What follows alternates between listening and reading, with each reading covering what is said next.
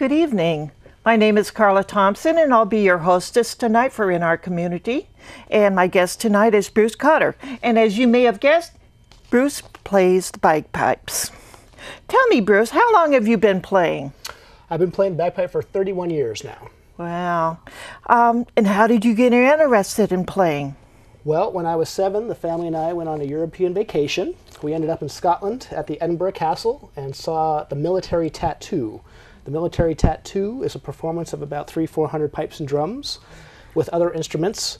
It's a very big tourist attraction throughout the month of August. If you get a chance, you should definitely go and check it out. And being of Scottish descent, and both my parents are musicians, I was going to take up some instrument anyway. So when I saw the pipes, I said that's what I wanted to do. And when I got home, they found me a private teacher, and I've been playing ever since. May we hear some more, Bruce? Yes, you may.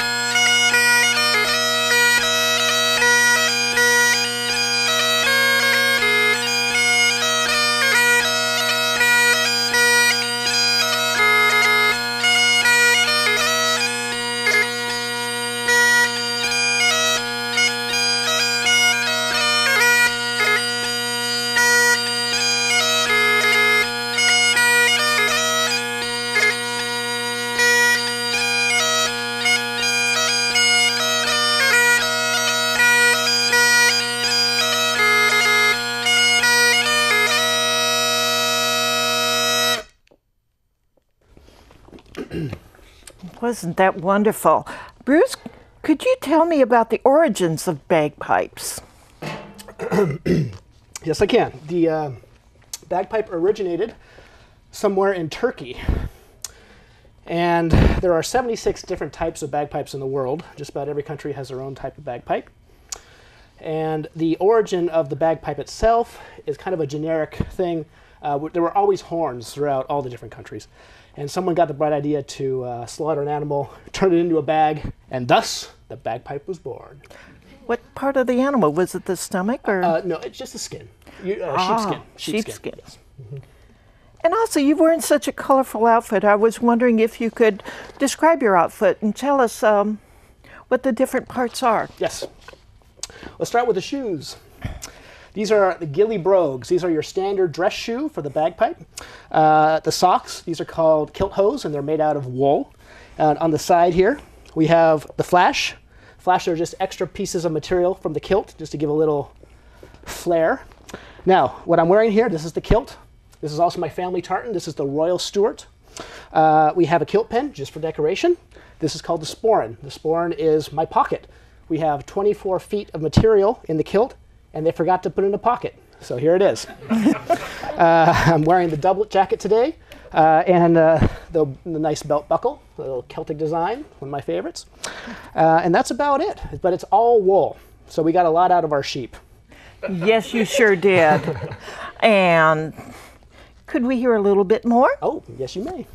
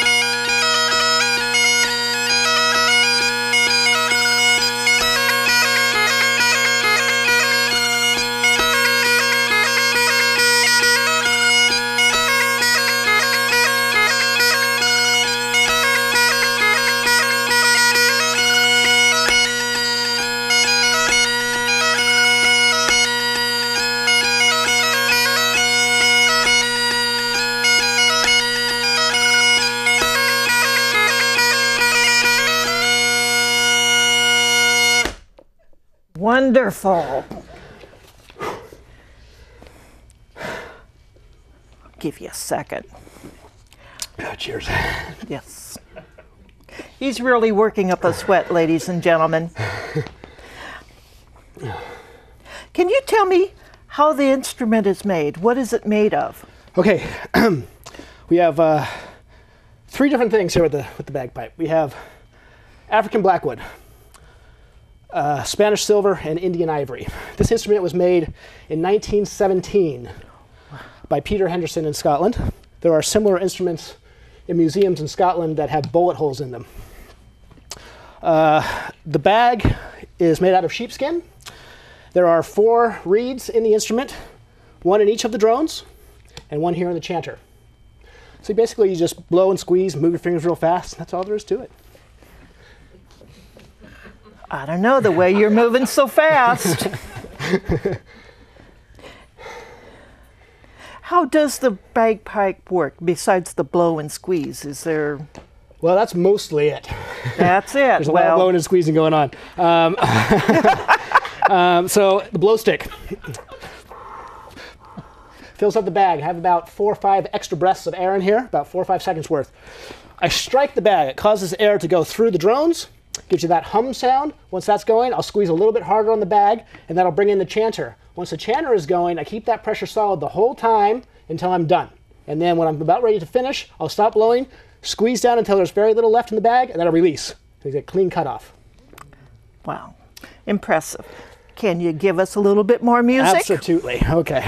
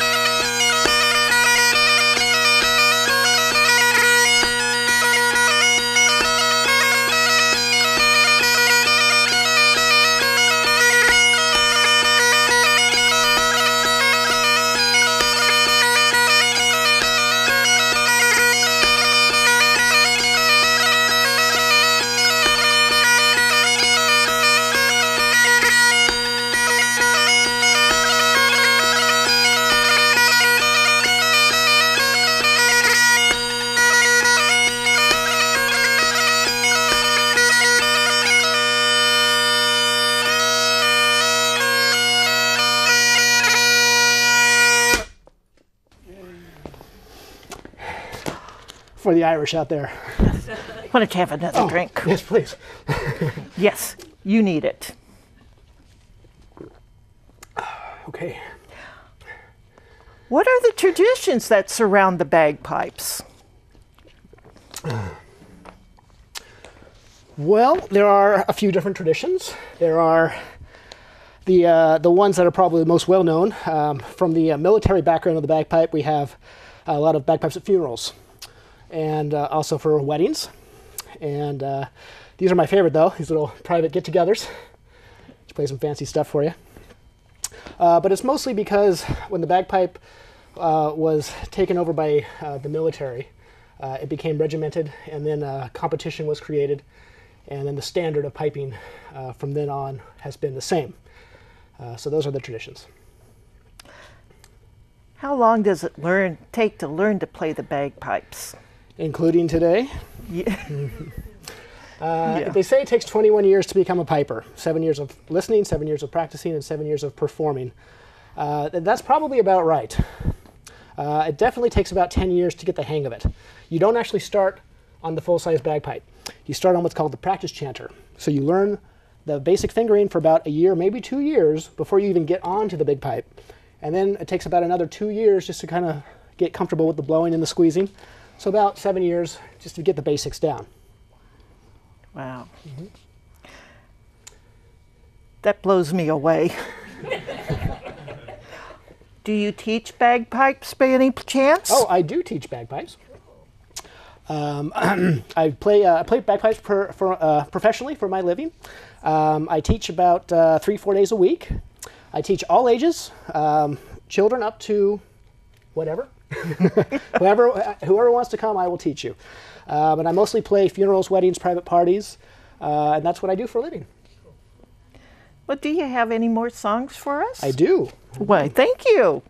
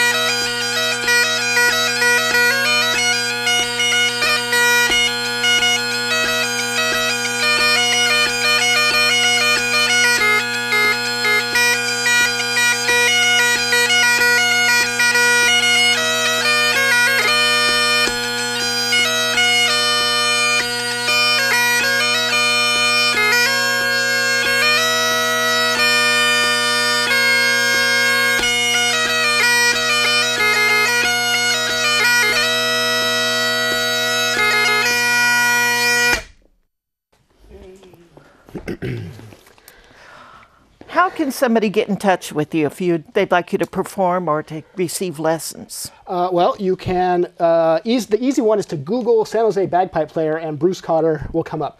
Or you can reach me through my website, which is mantismusic.com. That's probably the best way to do it. Okay. Now, I had one of the staff people ask me a question that they want me to ask. How long can you hold your breath? Honestly, I haven't timed it. Really? Really. Probably not as long as you might think. I'm used to pushing it out as fast as possible. And they were also interested in your breathing patterns while playing. Okay. It's very similar to blowing up a balloon. Take a deep inhale and then just exhale strongly. And then, so I'm breathing pretty much normally. It's just every time I blow out, I'm really blowing. And I do get a little bit tired towards the end, so I might be blowing a little more often. But for the most part, I'm just breathing whenever I need to. And when you perform, about how long is the set? Pretty much what I've been doing here for you today. It depends on if I'm going to be doing an interview or not. I'll stop and speak. I can probably play for half an hour straight if I had to. That's quite impressive. Mm-hmm. Is there anything you would like to add? How about another tune? Oh, I'd love it. Go for it.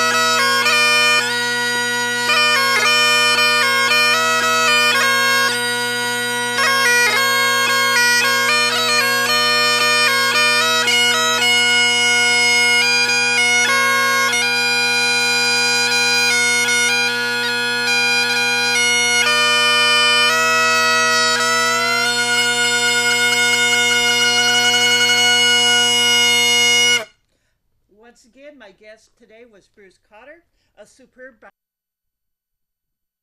community. Thank you very much. And then we pretend to talk. Okay. Okay. It's a great time. Thank you, Cooley. Well, thank you very much for having me. It's a pleasure performing for you all today. Thank you for coming out. Your support means a lot. Thank you. Thank you. And I hope we timed this just right, because they gave me that 1 minute, and I thought, oh gosh, he's going to keep going. I can always play another one if you need me to. Thank you. Thank you very much.